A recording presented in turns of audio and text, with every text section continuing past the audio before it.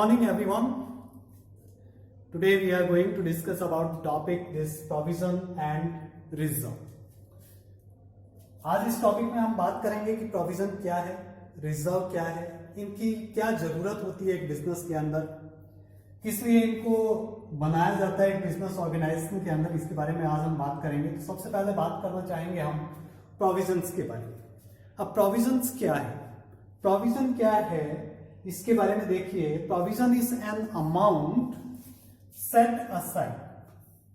Provision क्या है, वो अमाउंट है जो सेट असाइड एक तरफ रख दी जाती है by charging it to the profit and loss account or statement of profit and loss account in case of company. अगर कंपनी है तो कंपनी के केस में हम क्या यूज करते हैं, statement of profit and loss count word का यूज करते हैं।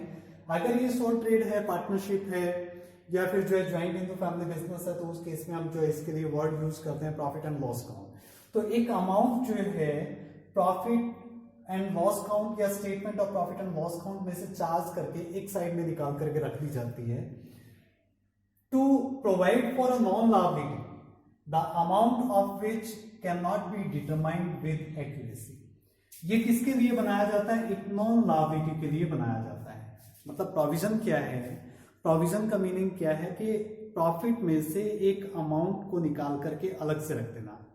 Set aside amount out of profit from the profit and loss account or the statement of profit and loss account for known liabilities the amount of which can not be determined with accuracy. लेकिन उसकी amount को हम accuracy के साथ determine नहीं कर सकते। मतलब हम ये नहीं कह सकते कि जो नॉन लायबिलिटी है वो 10,000 रुपए की है या फिर जो है 5,000 रुपए की है या फिर जो है 1,000 रुपए की है।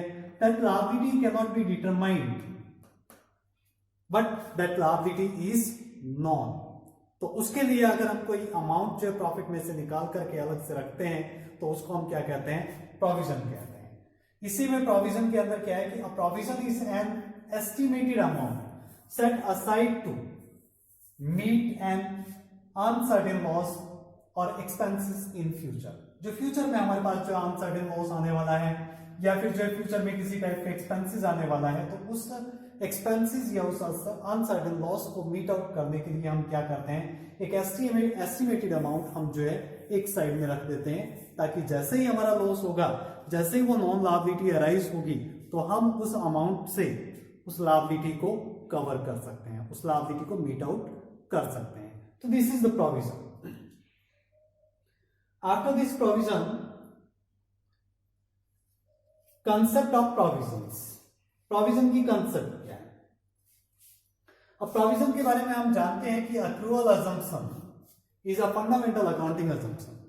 Accrual assumptions के अंदर क्या होता है कि जो हमारे कैश में अगर कोई अमाउंट पे की गई है या नहीं की गई है, रिसीव हुई है या नहीं हुई है, सभी अमाउंट्स को जो हम accrual assumptions के अकॉर्डिंग जो बुक्स ऑफ अकाउंट्स के अंदर रिकॉर्ड करते हैं। It means all liabilities, losses, expenses, whether determined or not, should be accounted in the books of accounts to determine profit or loss for the accounting period. हम इसका क्या करते हैं कि कोई भी हमारी liability है, losses है, expenses है, चाहे वो determine हुई है या नहीं हुई, should be accounted in the books of accounts to determine profit or loss for the accounting period. Liability amounts of which are not determined are recorded in the books of accounts on best estimate and should be near to actual liability or expenses. Jin liabilities की amount determine नहीं हुई है उसको हम क्या करते हैं, उस amount को हम जो estimate करते हैं, best estimate and should be near to the actual liability or the expenses. जो हमारी actual liability होने वाली है फ्यूचर में उसके आसपास है, ना तो उससे ज्यादा हो ना ही उससे कम। उसके बाद क्या है कि the amount so set aside is known as provision. तो इस तरीके से जो हम अमाउंट सेट असाइड करेंगे out of profit that is also called provision. This is the concept of provision. इस कांसेप्ट ऑफ प्रोविजन के बाद हम बात करते हैं फीचर्स ऑफ प्रोविजन के। प्रोविजन के अंदर क्या क्या इंक्लूड है। सबसे पहले it is an amount set aside out of income और प्रॉफिट। ये प्रॉफिट या इनकम में से अमाउंट निकाल करके एक तरफ रखी जाती है। It is retention of profit for the specific purpose. ये क्या है कि प्रॉफिट का रिटेंशन है बिजनेस ऑर्गेनाइजेशन के अंदर ही स्पेसिफिक पर्पज के लिए। जैसे ही वो लायबिलिटी अराइज होगी या वो लॉस अराइज होगा तो जो प्रॉफिट हमने अलग से निकाल करके रख रखा है उस प्रॉफिट का हम उसके लिए यूज कर सकते हैं। इसी टाइप से the purpose for which a provision is created is to meet, इस प्रोविजन से क्या करते हैं हम, जिस पर्पज के लिए उसको बनाया गया है उस पर्पज को मीट आउट किया जाता है। ऐसे ही an anticipated loss which has occurred but the amount is not certain or a known depletion or diminution in the value of an asset, मतलब नॉन डिप्लेशन हमें पता है कि इतना डेप्रिसिएशन होने वाला है एसेट के अंदर या इतनी अमाउंट जो है कम होने वाली है एसेट की, तो उस अमाउंट के लिए हम जो है प्रोविजन क्रिएट कर सकते हैं और जो प्रोविजन की अमाउंट हमने क्रिएट की है उस अमाउंट से उस डेप्रिसिएशन या डिमिन्यूशन की अमाउंट को जो है कवर किया जा सकता है। इसी टाइप से liability which has been known to have arisen, जो लायबिलिटी अराइज होने वाली है, which has been known to have arisen, जो अराइज होने वाली है, अभी अराइज नहीं हुई है, तो उसको हम जो उससे कवर कर सकते हैं। नेक्स्ट इसमें है the exact amount of anticipated loss or the depletion in the value of asset or the liability is not ascertain or ascertainable at the time of accounting, मतलब कि एग्जैक्ट अमाउंट जो है किसी भी एंटिसिपेटेड लॉस या depletion की value जो है अगर वो नॉट असर्टेन, असर्टेन नहीं की गई है या असर्टेनेबल नहीं है, तो उसके लिए भी हम जो है एक अमाउंट अलग से निकाल करके रखते हैं ताकि जैसे ही असर्टेन होगी वो कम ज्यादा हो सकती है। And it is a charge to profit and loss account, जो प्रोविजन है हमारा, प्रोविजन को हम चार्ज करते हैं against profit and loss account. It is shown in the profit and loss account on the debit side. And after this, in this importance of provision, अब provision की जरूरत क्या है, हम क्यों प्रोविजन बनाते हैं? प्रोविजन के अंदर सबसे पहले क्या है कि it provides for all losses that are expected to arise out of transaction entered into during the accounting period. During the accounting period कोई भी एक्सपेंसेस या लॉसेस जो हमें होने वाला है उसके लिए हम जो है प्रोविजन क्रिएट करते हैं। जैसे बैड डेट्स, अब बैड डेट्स अभी तो नहीं है, अगर फ्यूचर में हमारे डाउटफुल डेट्स हैं और वो बैड डेट्स होने वाले हैं तो उसके लिए हम क्या करें, प्रोविजन बना लें ताकि वो जैसे ही बैड डेट्स होंगे तो हम प्रोविजन में से उस बैड डेट्स को कवर कर सकते हैं। It is to retain future operating performance undisturbed, जो फ्यूचर ऑपरेटिंग परफॉर्मेंस है उसको अनडिस्टर्ब रखने के लिए भी हम क्या करते हैं, प्रोविजन क्रिएट करते हैं। क्योंकि अगर हम प्रोविजन क्रिएट नहीं करेंगे तो फ्यूचर में अगर जैसे ही लॉस होगा हमें, तो हमें क्या करना पड़ेगा, प्रॉफिट में से अमाउंट जो है वहां पे यूज करनी पड़ेगी और फ्यूचर के लिए जो हमने कोई प्लान कर रखा होगा तो वो प्लान जो है हम पूरा नहीं कर पाएंगे, क्योंकि वो जो अमाउंट हमने जो प्लान कर रखा था फ्यूचर के लिए कि फ्यूचर में हमने ये प्रॉफिट जो है उसमें लगाना है, तो जैसे ही अगर कोई लॉस आ जाता है हमारे पास तो उस लॉस को कवर करने में वो अमाउंट यूज हो जाएगी और जो प्लान था वो हमारा फेल हो जाता है। तो इसलिए क्या है इसके अंदर कि ये जो है फ्यूचर की जो एक्टिविटीज है या फ्यूचर की ऑपरेटिंग परफॉर्मेंस है उनको अनडिस्टर्ब रखने के लिए भी हम प्रोविजन क्रिएट करते हैं। By making provisions a part of the profit and corresponding assets are retained which otherwise could have been distributed as profit. इसमें क्या है कि by making provision a part of profit, profit का एक part या corresponding asset are retained, जो corresponding asset है उसको हम रिटेन करते हैं या प्रॉफिट को रिटेन करते हैं जो कि डिस्ट्रीब्यूट होने वाला था, उसको हम डिस्ट्रीब्यूट ना करके बिजनेस के अंदर ही रिटेन करते हैं ताकि फ्यूचर में जैसे हमें लॉस होगा या एक्सपेंसेस होगा तो उसको हम यूज कर सकते हैं। It is provided to known the actual profit of the business.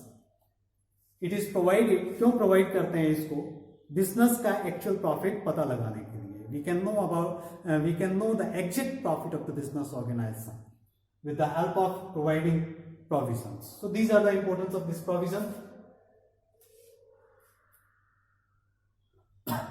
After this reserves, in reserves, what is reserve? The reserve are the amount set aside out of profits. ये भी क्या है, amount set aside out of profits. It is an appropriation of profit of accumulated profits to strengthen the financial position of the business. इसका use हम किसके लिए करते हैं, बिजनेस की फाइनेंशियल पोजीशन को स्ट्रेंथ करने के लिए। ताकि हमारे बिजनेस की फाइनेंशियल पोजीशन जो है वो अच्छी बनी रहे, लोगों पे जो है उसका एडवर्स इफेक्ट ना पड़े, मार्केट पे उसका एडवर्स इफेक्ट ना पड़े। And it is set aside to meet known or unknown contingency that may arise in future. ये नॉन और अननोन कंटिजेंसी के लिए जो है क्रिएट किया जाता है, जो कि फ्यूचर में अराइज होने वाली है। Examples of general reserve, reserve for expansion है, reserve for equalisation of dividend है, या फिर जो है reserve for redemption of the debentures है। तो ये प्रोविजन के कुछ एग्जांपल हो सकते हैं। उसके बाद जो है इंपॉर्टेंस ऑफ रिजर्व, रिजर्व की इंपॉर्टेंस में क्या है कि एक्सपेंशन ऑफ बिजनेस, अगर बिजनेस को हम एक्सपेंड करना चाहते हैं तो हमारे पास अगर एक अमाउंट होगी तो हम उसका यूटिलाइज कर सकते हैं बिजनेस को एक्सपेंड करने के लिए। ऐसे ही दूसरा क्या है कि improvement of financial position, financial position को अगर हम इंप्रूव करना चाहते हैं तो उसके लिए भी हमारे पास जो है रिजर्व का होना जरूरी है, ताकि हम जो है उस रिजर्व का यूज करके अपनी फाइनेंशियल पोजीशन को इंप्रूव कर सकें या फाइनेंशियल पोजीशन को अच्छा दिखा सकें। इसी टाइप से रिडम्पशन ऑफ लायबिलिटीज है, रीपेमेंट ऑफ लायबिलिटीज है, रिडम्पशन ऑफ डिबेंचर्स है, उसके लिए भी हम जो है रिजर्व का यूज कर सकते हैं। मीटिंग अनफोर्सिन कंटिजेंसीज है, अनफोर्सिन कंटिजेंसीज जिनके बारे में हमें पता नहीं है, कुछ भी राइज हो सकता है, तो उसको भी हम मीट आउट कर सकते हैं।